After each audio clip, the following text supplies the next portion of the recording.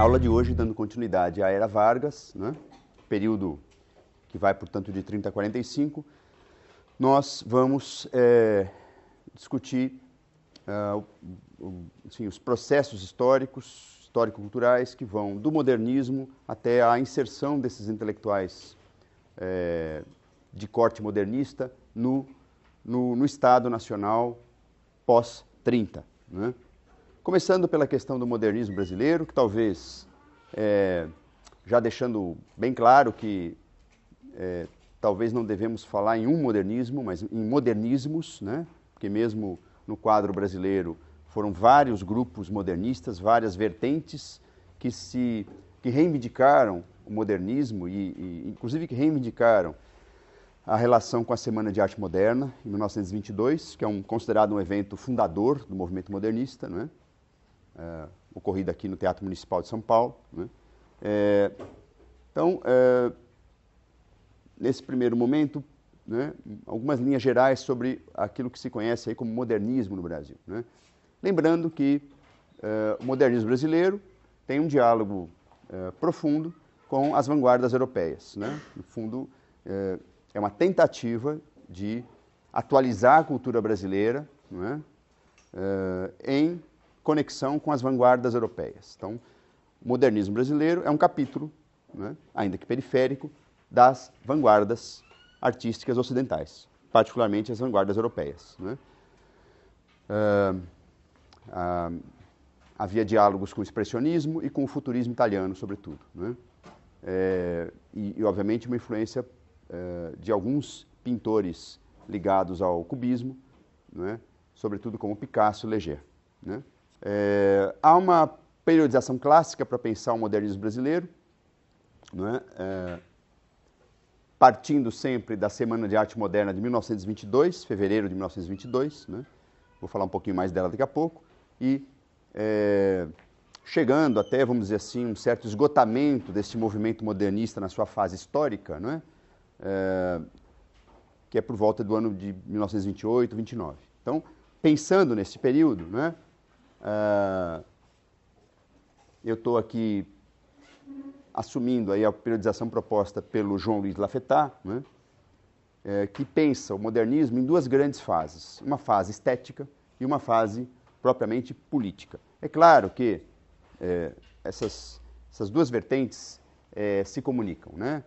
A questão estética, a questão política, obviamente, estão muito imbricadas, mas na proposta, né, de uma parte da historiografia do modernismo, aí, incluindo o próprio Lafetá, né, o modernismo entre 1922, entre a Semana de Arte Moderna e 1924, ele foi propriamente estético, né, vamos dizer assim, ele foi especificamente um movimento mais preocupado com rupturas de ordem estética, ou seja, de ordem formal, né, pensando uma arte brasileira, portanto, mais atualizada, mais conectada com discussões estéticas, sobretudo que vinham da Europa, né?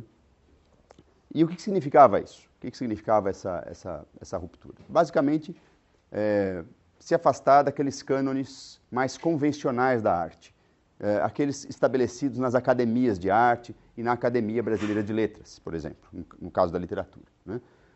E das escolas oficialmente aceitas nesses espaços mais legitimados, né? Então, o academicismo em pintura, por exemplo, né, que sempre buscava um efeito realista para a pintura, ou uma poesia parnasiana, por exemplo, né, que era um tipo de poesia, vamos dizer assim, naquele contexto dos primeiros anos do século XX, uma poesia com bastante aceitação, vamos dizer assim, do ponto de vista dos poetas mais inseridos no sistema literário, né?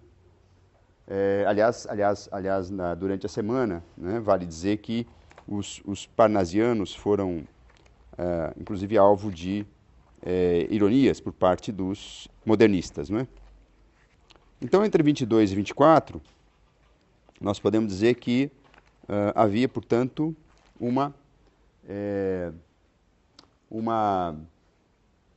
preocupação mais estética, ou seja, de atualizar, do ponto de vista formal, a arte brasileira. A partir de 24, não é? A partir de 24, o modernismo passa a se preocupar com uma questão central. Quer dizer, os vários modernismos passam a se preocupar com uma questão central, a identidade nacional. Quer dizer, além de defender uma arte moderna, uma arte atualizada em relação aos padrões sugeridos, estabelecidos pelas vanguardas, né? De experimentalismo formal, de ruptura com os cânones acadêmicos, ruptura com certas regras da composição artística na literatura ou nas artes visuais, né? A partir de 24, a questão nacional passa a ser fundamental para os modernistas, né? Vejam que a questão nacional,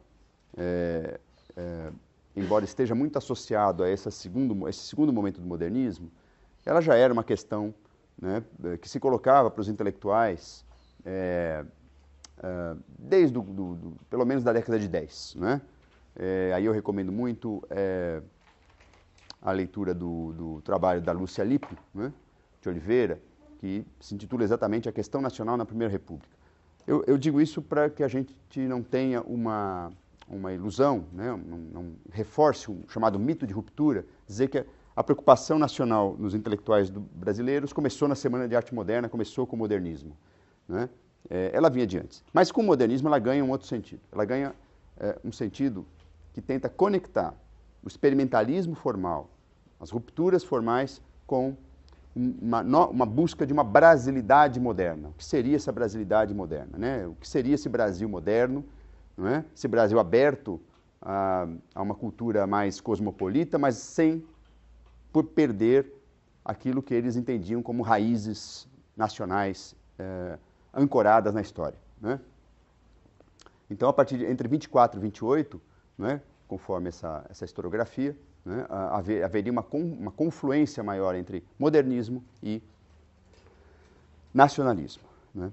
E até por conta dessas várias visões do que seria a brasilidade moderna, de como o Brasil poderia ser um país culturalmente, socialmente moderno, sem perder certas identidades e sem perder, né, certas perspectivas, né, que vinham do passado, né, é que em 1928 ocorre uma clara cisão no modernismo, no grupo, inclusive, que ali até então estava mais ou menos convergente, não é? Até em relação ao nacionalismo. Em 28, não é?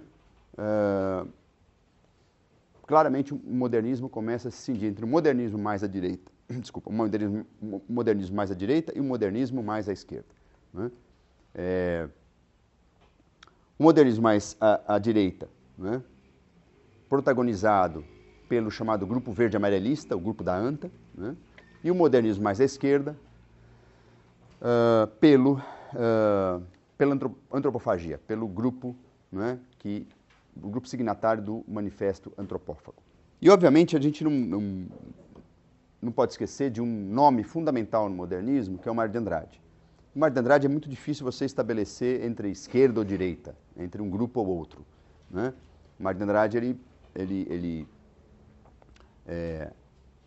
se tornou uma espécie de tendência do modernismo, identificada com a sua própria atividade como escritor, como homem político e como intelectual do movimento. Né? Então é interessante, o caso do Mário de Andrade é um caso que realmente é muito difícil você situar em grupos. Né?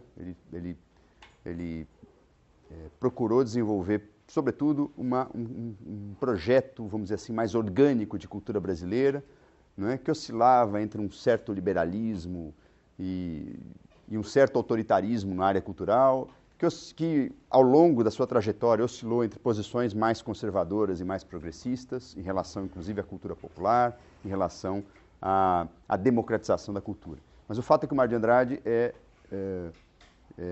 talvez tenha encarnado esse intelectual modernista, missionário, não é? A ideia do intelectual missionário é muito forte no modernismo, né? Aquele que tem uma missão, e a missão é formar o povo, formar a nação, né? E também pode ser visto como uma espécie de tutor do movimento, né? Nem sempre foi aceito como tal pelos outros, mas ele se colocava muito como um tutor do movimento, né? Sobretudo jovens artistas que queriam ingressar aí nos quadros do modernismo, né? Há um outro tipo de modernismo também, que às vezes é pouco lembrado, que é um modernismo de matriz católica, né? e que reunia, sobretudo, artistas, escritores, em torno da revista Festa, publicada no Rio de Janeiro. Okay? Então vejam que eu queria que vocês tivessem bem clareza que são, portanto, vários modernismos, né? Várias perspectivas, né? Buscando conciliar ruptura estética, algum experimentalismo formal, aí dependendo do movimento, né? O caso do grupo verde-amarelista, talvez mais aberto a continuidades que vinham do passado, o grupo antropófago mais voltado para rupturas formais e ideológicas, né? Mas o fato é que havia vários modernismos, várias perspectivas sobre como deveria ser esse Brasil moderno, essa cultura brasileira moderna, né? E em todos esses movimentos, né, a discussão sobre experimentalismo formal, formação nacional, né, e lugar do povo, das classes populares nesse projeto cultural exatamente eram os objetos de debate, os temas de debate, ok? Alguns eventos, só para a gente ter também essa linha do tempo, né, que marca os anos 20, sobretudo, né, e comecinho dos anos 30, né? Nunca esquecermos da Semana de Arte Moderna, né? Foi um evento que durou 3 dias, né? Em fevereiro de 1922, né? Na verdade foram três dias de um festival de arte no Teatro Municipal de São Paulo, né? Organizado por jovens, enfim, que pertenciam à elite paulista e paulistana, né? E patrocinados, né, por um mecenas, vamos dizer assim, ligado, por sua vez, à oligarquia paulista, Paulo Prado, né, que curiosamente tinha não comungava desse otimismo, desse voluntarismo cultural que os modernistas tinham, né. Portanto, é interessante que, apesar do modernismo, apesar da Semana de Arte Moderna se colocar como crítica, né, dessa oligarquia, né, do reflexo da oligarquia cafeeira na cultura, não é? Denunciando, por exemplo, os estrangeirismos, né, dessa oligarquia, né, o mimetismo desta oligarquia em relação à Europa, né? Contraditoriamente, esse grupo estava organicamente, socialmente ligado a esta oligarquia, né? Portanto, é interessante que é uma ruptura, é uma espécie de dissidência cultural oligárquica, né? Nós falamos na aula passada da dissidência oligárquica na política. O modernismo, em grande parte, pode ser visto como uma espécie de dissidência oligárquica, né, dentro da oligarquia, dissidência cultural, né? Vale dizer que a semana, então, reuniu alguns jovens escritores e poetas que já se encontravam, obviamente, antes da semana, que procuraram convidar aí pessoas que, sabidamente, faziam uma arte inovadora, né? No caso aí, principalmente na música, temos aí o caso do Villa-Lobos, né? Que participou da semana, não é? Que vem do Rio de Janeiro para participar da semana, né? E, portanto, foram 3 dias que, enfim, causaram um certo escândalo na imprensa paulistana, né? Um certo ruído, né? E com muitos jornais criticando, né, as invencionices, né, dos futuristas paulistas, como eles eram chamados, né? Porque, vejam, aí havia uma alusão ao futurismo italiano, né? Que supostamente influenciaria esses jovens, né? E a semana, portanto, ela já tem no seu momento uma cobertura da imprensa aberta à polêmica, né? E acaba se tornando depois uma espécie de lugar de memória do modernismo, uma espécie de marco zero do modernismo brasileiro, né? Essa visão, ela vem sendo matizada pela historiografia, né?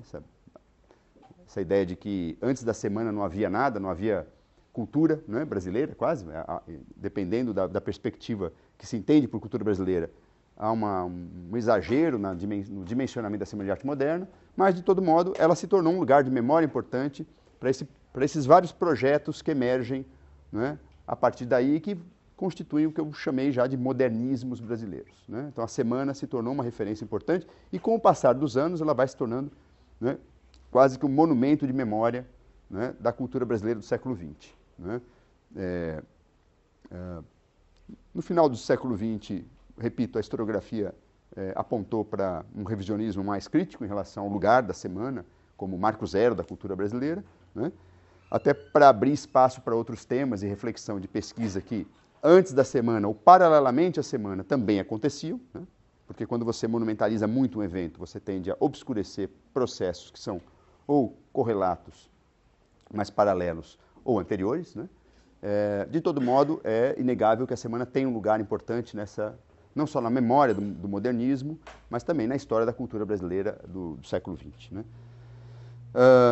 Aliás, daqui a 5 anos fará 100 anos, né? Que coisa. Veremos se ela ainda resiste como efeméride, né? Sempre essas datas redondas é um teste de memória, né? Em grande parte, né? Quer dizer, a semana quando fez 50 anos, né? Em 72, ela teve uma cobertura importante, né? Vários eventos no meio acadêmico, coincidiu com o auge da ditadura naquele momento, né? Curiosamente, que por sua vez alguns intelectuais que serviam à ditadura poderiam ser classificados como modernistas, né? Em certo sentido. Né? Se a gente for olhar, por exemplo, para a composição do Conselho Federal de Cultura, né? Você tem muitos intelectuais que participavam, que se reivindicavam como modernistas, né? Embora numa vertente mais conservadora, obviamente. Né? Vamos ver daqui a 5 anos se essa efeméride da Semana de Arte Moderna ainda, qual lugar ela ocupa na memória cultural brasileira, na memória, enfim, da história do Brasil, né? Na memória e na história do Brasil. Né? Vale dizer, logo depois da semana, os paulistas vão ao Rio de Janeiro, no que ficou conhecido ironicamente como bandeira futurista, né? Ou seja, a ida dos paulistas aí, ao Rio, né? Para convidar intelectuais cariocas, né? Para participar da semana. Vale dizer que o Rio era capital do país e também, do ponto de vista da cultura, era, enfim, a cidade mais importante do país, onde tinha uma imprensa mais vigorosa, onde era, por exemplo, a sede da Academia Brasileira de Letras, a sede da Escola Nacional de Belas Artes, né? Que eram as duas instituições que efetivamente eram guardiãs dos cânones literários e dos cânones das artes visuais, respectivamente. Né? Então, o Rio, por ser sede política e sede, né, das principais instituições culturais do Brasil, ele ocupava um lugar importante, né, como legitimador, né, dos processos culturais, como difusor, né, dos modismos culturais. Isso vinha desde o Império. Né? Então, a ida desses paulistas ao Rio, né, dizendo, olha, em São Paulo já somos modernos e vocês, né, um pouco um tom provocativo. Né? Há até um livro organizado, salvo engano, pela Ângela de Castro Gomes, que exatamente estuda essa relação dos artistas, dos modernistas paulistas com os cariocas, que se chama Essa Gente do Rio, né? É uma frase do Mário de Andrade, né? Em tom irônico, né? E que exatamente mostra a preocupação em ganhar alguns artistas que tinham carreira estabelecida na principal cidade do país nesse momento. Né? Haverá um modernismo carioca, obviamente, né? Por exemplo, Graça Aranha, que participa, né, do movimento modernista, já era um imortal da Academia Brasileira de Letras, né? Portanto, tinha uma trajetória no Rio de Janeiro, assim como haverá modernismos em outros estados. Né? Essa onda modernista se espalhará por vários estados, né? Tecendo uma espécie de rede intelectual e artística que será muito importante ao longo dos anos 20, que crescerá ao longo dos anos 20 e que depois, em grande parte, irá gerar quadros para o novo Estado Nacional que se constrói a partir de 30. Né? Para o Estado Nacional renovado, inclusive, nós veremos daqui a pouco, um Estado muito preocupado em ampliar a burocracia da cultura. E se ele amplia a burocracia da cultura, ele, por conseguinte, vai precisar de quadros para ocupar esses postos burocráticos. E os quadros serão exatamente muitos intelectuais que se reivindicavam como modernistas. Né? Um outro evento que é curioso, que sinaliza a preocupação dos modernistas com o patrimônio histórico, né? Particularmente o patrimônio barroco, é uma famosa viagem a Ouro Preto, né? Em 1924, né? Capitaneada pelo Oswald de Andrade, né? levando aí consigo o poeta francês Blaise Cendrars, né, que se tornou correligionário dos modernistas brasileiros, né. Então a viagem a Ouro Preto é um momento interessante de descoberta do patrimônio. Veja, o tema do patrimônio será um tema muito importante para esses intelectuais modernistas e gerará, ao longo dos anos 30, todo um esforço na proteção, no tombamento do patrimônio histórico e arquitetônico brasileiro, né?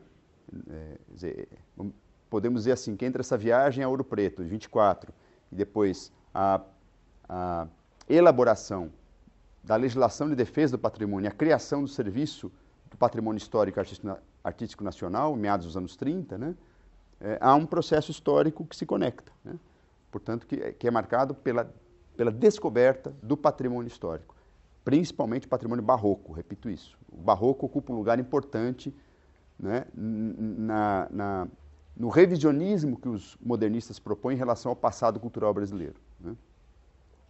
Porque o barroco, na época do Império, não era propriamente valorizado, né? E mesmo, vamos dizer assim, dentro de uma espécie de visão oficial, né, de história oficial da cultura brasileira, muito difundida na Primeira República, né, o momento romântico da cultura brasileira, o romantismo, era muito mais valorizado, né? E o barroco, importante, porém secundário.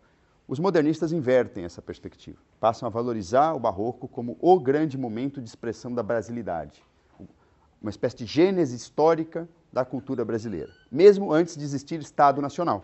Obviamente o barroco é basicamente colonial, né? Ele ocupa o período colonial, né? Então, essa perspectiva, por exemplo, que aparece nos textos que o Mário de Andrade escreveu sobre Aleijadinho, né, 2 textos que ele escreveu, falando sobre o fenômeno Aleijadinho, né, enfim, sobre Antônio Francisco Lisboa, né, grande escultor mineiro, Mário de Andrade, ao falar de Aleijadinho, né, vai exatamente destacar a existência de um gênio nacional, né, situado em condições periféricas, portanto coloniais, portanto periféricas, né, que supera, né, os limites de um meio, uma cultura, um meio cultural rarefeito, né, e consegue realizar uma obra original. E é interessante que o Mário, ao falar do Aleijadinho, né, ele, em grande parte, tece o ideal de um artista brasileiro, de como deve ser o artista brasileiro, inclusive o artista moderno. Portanto, aquele que se reconhece numa situação periférica, não existia muito essa palavra, o conceito era outro, né, mas que supera essa condição pela apropriação de técnicas que vêm do exterior e um uso criativo de materiais locais e de referências locais. Então, quando o Mário fala do Aleijadinho, grande expressão do barroco, ele, na verdade, também está defendendo um tipo de artista, um modelo de artista, que deveria ser esse artista moderno. Um artista, portanto, que quase que se confunde com artesão, né? Diferente daquele conceito muito difundido do romantismo, que é o gênio universal que brota, né, espontaneamente. O Mário defendia, portanto, que o artista fosse quase um artesão, nesse sentido, né?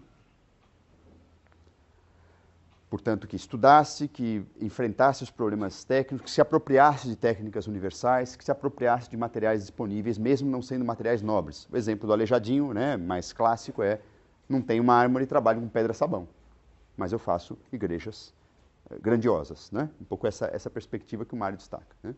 O uso do material pobre não deve ser, né, e a dificuldade no ambiente cultural, né, obviamente o ambiente cultural colonial, né, não pode, do ponto de vista institucional, não pode se confundir com o ambiente da metrópole, que é muito mais denso, muito mais estabelecido, né? Mas isso não deve ser um impeditivo para a criação.